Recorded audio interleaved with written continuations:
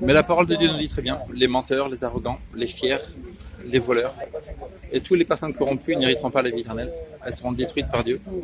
C'est maintenant le moment de tourner du péché. Dieu est tout puissant, et Dieu bientôt, tu vas comparaître devant le jugement de Dieu, comparaître devant les anges de Dieu. Que diras-tu ce jour-là devant les anges de Dieu? La fin du monde arrive. Vas-tu brûler en enfer? Ou vas-tu vivre au paradis? La question t'appartient. Avant qu'il soit trop tard. Avant qu'il soit trop tard, maintenant c'est le moment de tourner. Faire demi-tour. L'amour de Dieu encore plaide pour toi. Dieu est miséricordieux. Il laisse encore quelques années pour que la terre continue, pour que les gens aient la possibilité de tourner. Tourner de la méchanceté, tourner du vol, tourner de l'arrogance. Malachie chapitre 4 nous dit bien, il y a deux groupes de gens qui n'auront pas au paradis. 1, les méchants. 2, les arrogants. Malachie 4 verset 1. Tous les méchants, tous les arrogants seront du chaume. Vous marcherez sur les cendres des méchants, car ils seront de la cendre sous vos pieds. Et oui, il y a écrit dans le livre des Proverbes, Dieu ne peut pas supporter un regard hautain. C'est vraiment l'esprit de Satan. L'esprit de Satan, hautain, grand. Il y a écrit dans Ésaïe. Dans le livre d'Ésaïe, Satan il dit, j'irai jusqu'aux étoiles de Dieu. Je serai comme le Très-Haut. Je serai semblable à Dieu. Satan se prend pour Dieu dans son cœur. Il est Dieu. Il est le grand, le puissant. C'est pour ça qu'on voit tous les musiciens le suivre à Hollywood. Eminem, 50 Cent, tout ça. Ils se prosternent devant cet ange. Cet ange-là, il s'appelait Lucifer.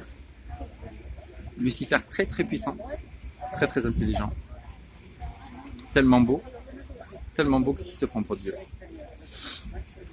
Dans Apocalypse chapitre 12, il lui guerre dans le ciel. Michael, Jésus, combattit avec ses anges, combattit contre le dragon, Satan. Et Satan combattit contre Jésus. Satan ne fut pas le plus fort, il fut précipité sur la terre. Maintenant ici la France, il y a 200 ans, c'est un pays croyant. Tous les rois français, Louis XIV, Henri IV, croyant en Dieu. Même au Louvre, en fait, ils se prosternaient à genoux pour prier devant le Créateur. La France a tourné maintenant, elle a fait demi-tour. Elle est tombée dans l'athéisme, elle est tombée dans le hasard, le Dieu hasard. Donc la France, elle croit dans le Dieu hasard. Oui, c'est Dieu hasard. On n'arrive pas à se trouver, c'est Dieu hasard. Oh, Dieu hasard. Merci beaucoup. Et hasard, es-tu là? Non? Darwin, nous sentons ta présence. Darwin.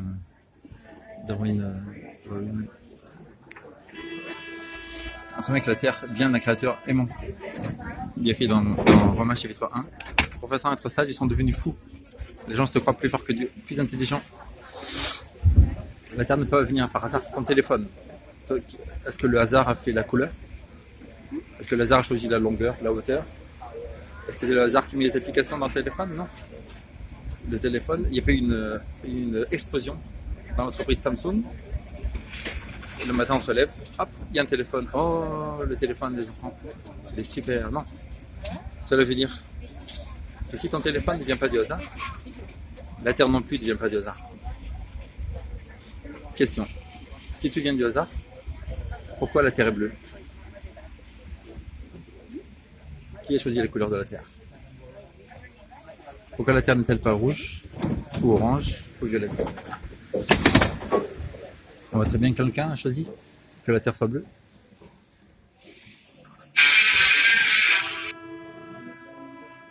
Qui a choisi que la Terre soit ronde?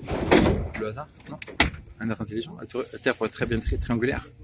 La Terre tourne. Est-ce que c'est la sélection naturelle qui fait tourner la Terre? Non. La sélection naturelle n'a ni cerveau, ni intelligence. Elle ne peut rien planifier. Elle n'a pas de matière première.